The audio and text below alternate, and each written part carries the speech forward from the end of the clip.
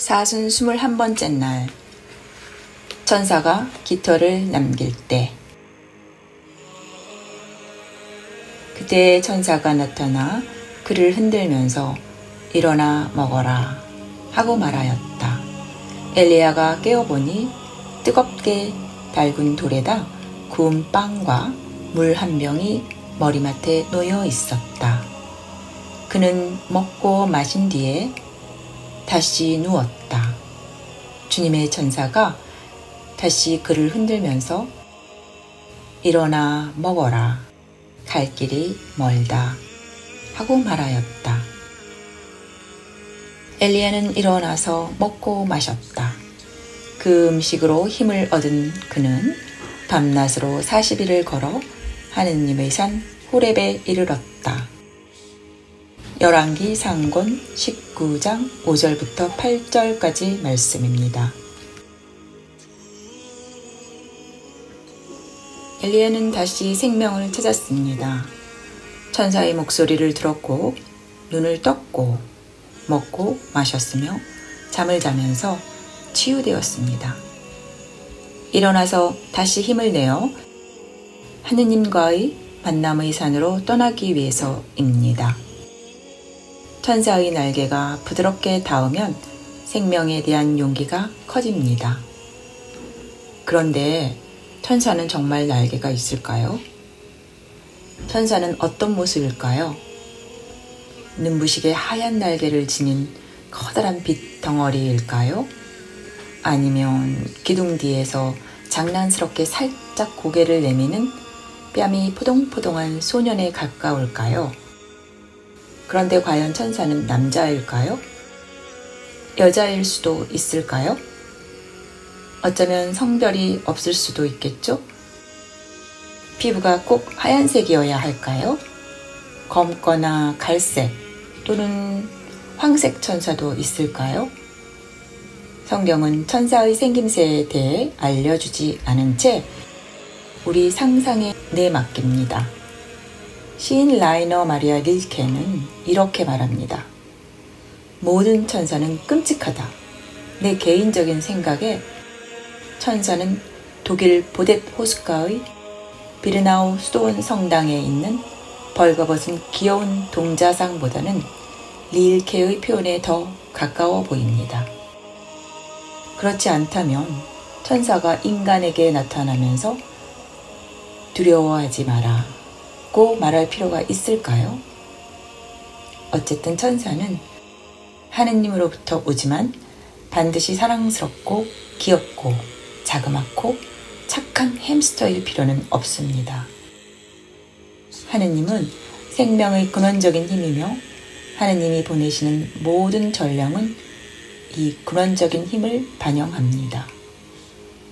천사는 전령이며 하느님과 인간 사이의 중재자이자 전달자입니다. 전령은 자신을 보낸 분에게 다시 돌아갑니다. 전령은 머물 곳을 자신이 정하지 않습니다. 몹시 아름다운 성모 영보 장면이 떠오른다고요? 가브리엘 천사가 마리아에게 나타나 마리아를 통해 주님이 세상에 태어날 거라는 놀라운 소식을 알립니다. 루카복음서에 분명히 이렇게 나옵니다. 그러자 천사는 마리아에게서 떠나갔다. 루카복음서 1장 38절 말씀입니다. 사실 이상한 일입니다. 마리아에게는 이제부터 힘든 일이 시작될 텐데요. 이 사실을 요셉에게 어떻게 설명한단 말입니까? 그리고 이웃에게는. 그러나 천사는 마리아를 떠납니다. 이상한 일이긴 합니다. 엘리야 또한 천사 없이 길을 떠납니다. 그런데 일리도 있습니다. 하느님은 우리가 자유롭길 바라면서도 우리의 자유가 대가를 치르도록 하십니다. 우리가 하느님을 거슬러 결정할 가능성까지도 염두에 두십니다. 마리아는 싫습니다 라고 말할 수 있었고 엘리야 또한 계속 잠을 잘 수도 있었습니다. 하느님은 이들에게 다른 가능성을 선택할 자유를 주셨습니다. 그런 이유로 천사는 마리아를 떠났고 엘리야의 길엔 동행하지 않았을 겁니다. 이들은 자유의지로 네 라고 대답하고 자기 길을 가야 합니다.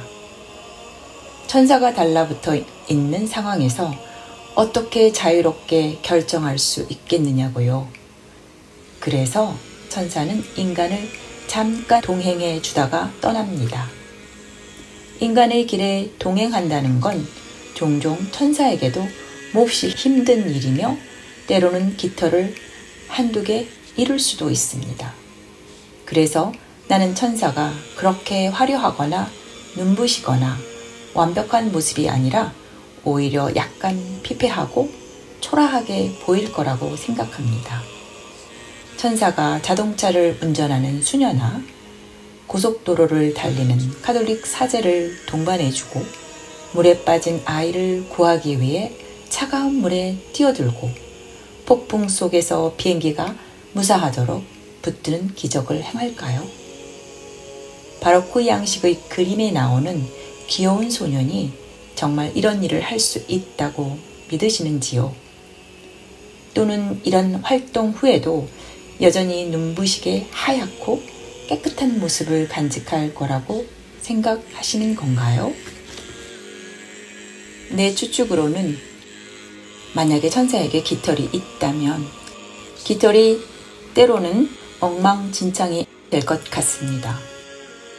기름 얼룩과 때도 잔뜩 묻어 있겠지요. 그러나 천사의 외모가 엉망진창이 아닌 이유는 따로 있다고 생각합니다. 천사는 사람들을 사랑합니다.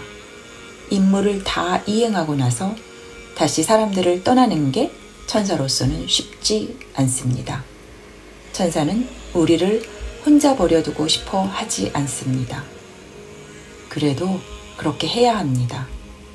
그래야 우리 인간들이 자유롭게 우리 길을 갈 수 있으니까요. 물론 천사는 우리를 보호하고 우리와 동행합니다. 그러나 우리에게 영향을 주지 않기 위해 종종 뒤로 물러나 있습니다. 하지만 천사는 그렇게 떠나가지만은 않습니다. 천사는 그곳에 있었다는, 우리 곁에 있었다는 징표로 깃털을 남깁니다. 깃털은 천사가 우리를 지켜주고 보호하고 숨겨주고 필요하면 개입한다는 징표입니다. 그러면서도 우리를 자유에 내맡긴다는 그런 이유로 나는 천사가 때로 피폐해 보일 거라고 생각합니다. 천사가 일하는 곳마다 깃털을 하나씩 남기니 당연한 일입니다. 그러나 반대로 생각해도 됩니다. 깃털이 보이는 곳마다 천사가 있었다는 표시라고 말이지요. 혹시 내가 전혀 눈치채지 못했을지라도 하느님의 사랑이 나를 품었다는 표시라고.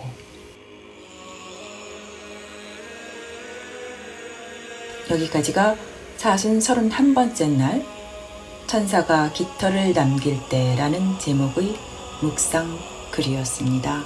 감사합니다.